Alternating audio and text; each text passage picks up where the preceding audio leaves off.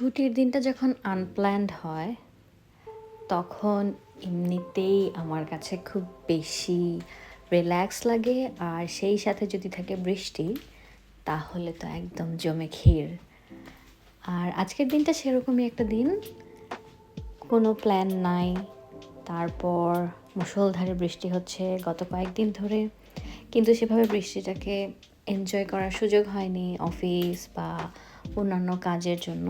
But আজকে সকাল থেকে আমি একদম ফ্রি, জাস্ট এনজয় করছি বৃষ্টিটা।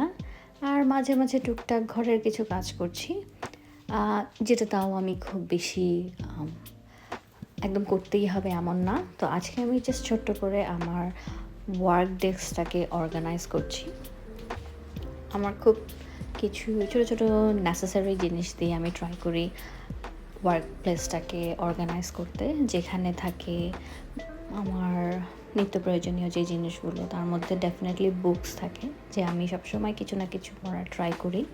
যখনই ব্রেক টাইম থাকে বা কাজের মধ্যে খুব বেশি সাফোকেটেড ফিল হয়, তখন আমি টুকটাক একটু বই পড়ি মাইন্ডটাকে ডাইভার্ট করার জন্য, অথবা ব্রেক টাইমে হয়তো বা একটু পড়ি।